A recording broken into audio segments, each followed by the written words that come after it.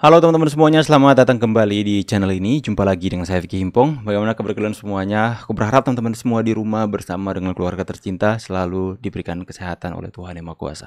Amin. Video kali ini kita akan kembali lagi membahas cuplikan-cuplikan video yang seru dan menarik tentang kejadian-kejadian yang terjadi akhir-akhir ini. Semoga ini bisa memberikan tambahan informasi dan sedikit memberikan edukasi kepada teman-teman semua. Dan tak dapat perlu banyak basa-basi lagi, kita akan segera bahas videonya satu persatu. Let's do this guys, let's go. Dear Ari Kriting. Ini dia. Apa rasanya setelah filmmu tayang akhirnya nyungsep? Kau tidak belajar dari kejadian Ganjar dan Anies kah, Ari Kriting? Ya. Survei LSI, 81,9% warga puas dengan kinerja Jokowi. Hei, Ari Kriting dan kawan-kawan, dengarkan ini. Kalau kau musuhi Jokowi, artinya kau siap-siap berhadapan dengan rakyat-rakyat yang sayang dan cinta dengan Pak Jokowi. Tolong pahami itu. Ya. Akhirnya Ari Kriting dan kawan-kawan yang turun demo ke jalan ya, bukannya mengkritik keputusan DPR soal keputusan MK, malah bawa-bawa keluarga Pak Jokowi. Mereka suarakan di sana, hina ini, hina itu kepada Pak Jokowi. Ari Kriting, Abdul, Mamat dan kawan-kawan Resa itu, mereka memposisikan diri untuk menjadi lawannya Pak Jokowi atau musuh Pak Jokowi. Berarti kalian sudah siap untuk berhadapan dengan rakyat Indonesia. Apa saya mengada-ada? Terbukti kan? Film tayang kalian yang sudah tayang nyungsep kan? Ya tidak sampai 1 juta. 1 juta itu kecil loh. Di atas ratusan juta rakyat Indonesia tidak sampai 1%. Tapi kalian nggak capai. Berarti apa? Yang kalian gemakan, kalian suarakan hari ini mewakili rakyat itu bullshit semua. Apa yang terjadi? Nyungsep kan film kalian? Makanya pahami dong. Kalian gak mau belajar dari yang sudah-sudah. Ya abah kalian tuh Ari. Lihat abah kalian. Anies ya. Mana? Ganjar dan Anies berhadapan dengan Pak Jokowi. Apa yang didapat? Nyungsep. Coba kita baca komentar netizen dulu teman-teman ya. Ari Kriting pejuang demokrasi selalu berani melawan arus untuk berkebenaran. Nah ini anak apa? Ada 925 balasan teman-teman. Berjuang untuk siapa bangsat? Aku sampai kaget. Kebaca lagi ya.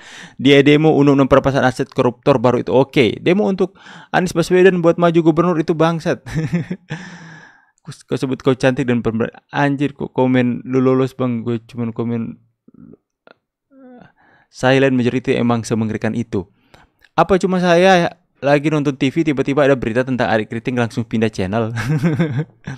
Jangan dikira kami diam aja ya.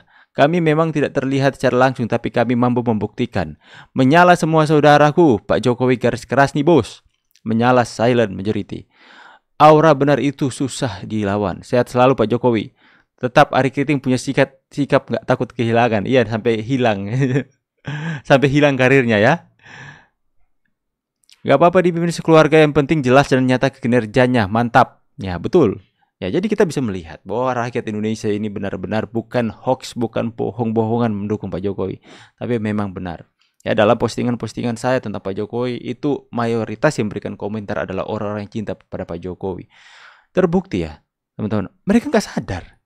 Mereka itu dibully satu rakyat Indonesia tapi mereka nggak sadar bahwa mereka berada di jalan yang salah. Heran orang. Tapi namanya anak abah susah dibilangin teman-teman ya. Ari kan anak abah. Ari Abdur itu anak abah mereka teman-teman. Guys, kalian udah baca berita yang ini? Indonesia Udah? darurat koruptor. Ini Ari suarakan dong ini. Didenda 5.000 doang. 5.000 coy. Lu beli seblak aja nggak cukup. Lu beli seblak aja cuma dapat setengah, tau gak? Ini makanya gue bilang Indonesia itu seriusnya aja apa sih seblak teman-teman? Indonesia darurat koruptor. Makanya RUU perampasan aset itu harus sesegera mungkin disahkan. Nih buat orang-orang yang kemarin ngomongin RUU perampasan aset adalah pengalihan isu, please buka mata kalian. Nih ya, buka mata kalian. Indonesia itu sekarang darurat koruptor. Dan buat kalian para influencer-influencer gede dengan jutaan followers yang kemarin menyuarakan Indonesia darurat peringatan, please sekarang nih saatnya kita bersama-sama menyuarakan RUU perampasan aset supaya bisa sesegera mungkin disahkan oleh DPR. Ingat, Presiden sudah mengeluarkan surpres dari 4 Mei 2023. Ini DPR kalau nggak didesak nggak mungkin disahkan. Ayo, kemarin bisa bikin gerakan seperti itu. Ayo, please ya, please tag influencer, artis dan segala macam yang kemarin menolak RUU Pilkada. Ya, yang kemarin Indonesia Darurat dan segala macam. Coba tag sama Ari Kriting, Abdur, Reza Radian, Najwa Shihab. Tag dong hal seperti ini. Kenapa mereka diam aja soal hal ini? Kan ini kan darurat korupsi, darurat koruptor. Kenapa mereka diam? Ya, maklum saja mereka nanti bersuara, nanti ada berhubungan dengan kepentingan partai atau kelompok tertentu ya teman-teman ya, bukan demi kepentingan rakyat. Sudah jelas kan terlihat. Ya kalau betul bahwa itu bukan Mas Gibran kan berarti semua ini kan adalah hoax kayak. Ini otak-atik gatuk kan. Ini Mas Gibran, ini Mas Gibran. Saya nonton tuh ada di salah satu YouTube itu. Ini Mas Gibran ngomong begini, ngomong begini. Kutipan dari Fufa Fafa itu yang isinya kasar-kasar semua lah gitu. Tapi kalau betul ini bukan dari Mas Gibran, berarti kan sama sekali tidak ada dasarnya mengaitkan dengan Mas Gibran gitu. Yang nulis orang lain kok Mas Gibran yang dituduh. Saya baca juga Andrew siapa ya? Pendiri Kaskus ya. Ini kan Kaskus ya. Akun Kaskus ya. Dia bilang ya it can be anybody, dia bilang. Nggak bisa dikonfirm karena pada masa itu mudah sekali membuat akun, nggak perlu memasukkan nomor, cukup akun email saja gitu. Jadi kita tahu bahwa di dalam media sosial anonimitasnya kan tinggi ya, terutama di masa lalu. Sehingga kemudian ada yang namanya akun alter ya, dan yang lain-lain. Memang trio macan lagi top nih ya. Iya, kan memang begini. Anonimitas membuat orang itu kehilangan tanggung jawab. Ketika sudah tidak ada tanggung jawab, maka kemudian dia sembarangan aja ngomong gitu. Termasuk yang namanya hoax.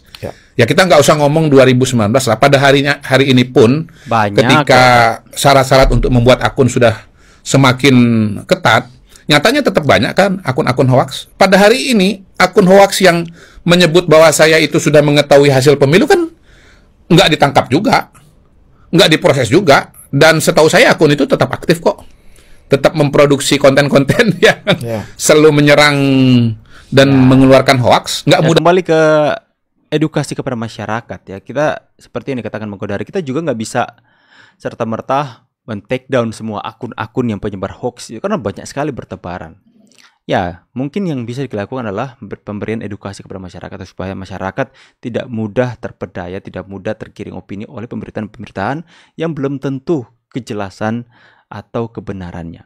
Jadi kita harus sering memberikan edukasi kepada masyarakat supaya kita harus pakai filter dong. Jangan secepat itu mempercayai sebuah pemberitaan yang belum tentu ada klarifikasi dan kebenaran dari pemberitaan itu. Detik-detik pelaku korupsi dihukum dan dikubur hidup-hidup sadis sih, tapi Indonesia harus meniru hukuman seperti ini. Ini di mana ini teman-teman? Ngeri sih teman-teman kalau gitu. Koruptor, korupsi. Ini bendera apa ini? Turki kan?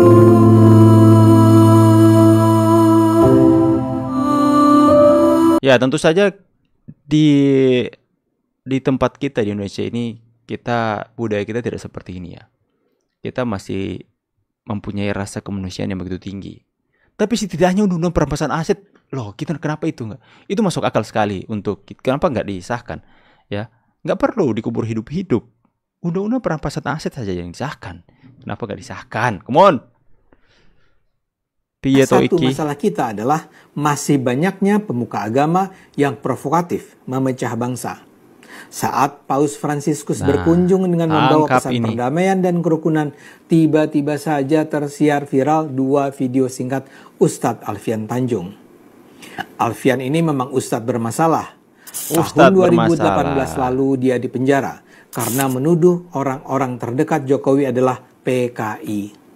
4 tahun yang lalu dia sudah bebas, tapi kini dia kembali bikin masalah. Melalui 2 video itu, dia menyerang Paus dan menyerang Kristen Katolik.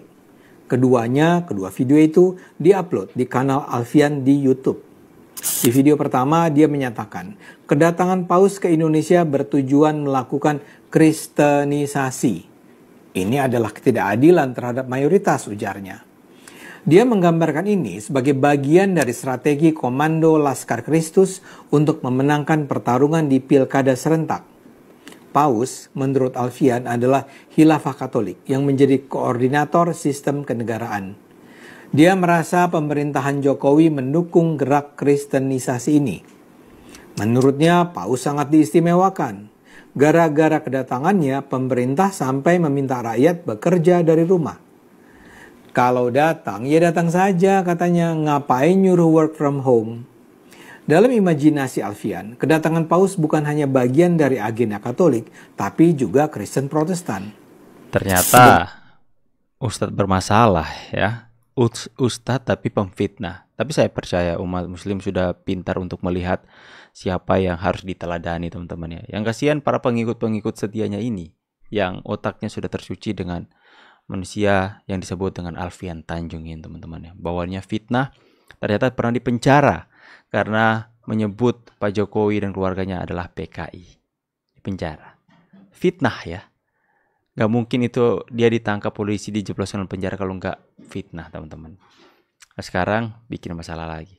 Ya, orang-orang seperti ini otak-otak teroris, teman-teman. Yang mau semua umat manusia yang ada di dunia ini atau di Indonesia ini itu sepemahaman dengan dia. Ikut maunya Alfian Tanjung. Gak usah ada perbedaan. Gak usah ada Bhinneka Tunggal Ika. Gak usah ada perbedaan pendapat dan sebagainya. Semuanya harus ikut. Kalau enggak, dia serang habis-habisan. Seperti itu loh manusia otak seperti Alfian Tanjung ini. Otak teroris, teman-teman. Harus Densus 88 sebenarnya harus memantau terus gerak-gerik orang ini. Karena bisa saja orang seperti ini otak-otaknya itu ingin menimbulkan kekacauan atau teror di Indonesia ini. Ya, harus diawasi orang seperti ini. Oke teman-teman semua ya. Jadi kalian sudah tahu kalian ada di pihak mana? Tulis kolom komentar. Kita viralkan hashtag terima kasih Jokowi. Tulis kolom komentar terima kasih Jokowi supaya orang-orang yang seperti mereka ini makin sakit hatinya. Saya pamit dulu teman-teman. See you on the next video and God bless you. Bye.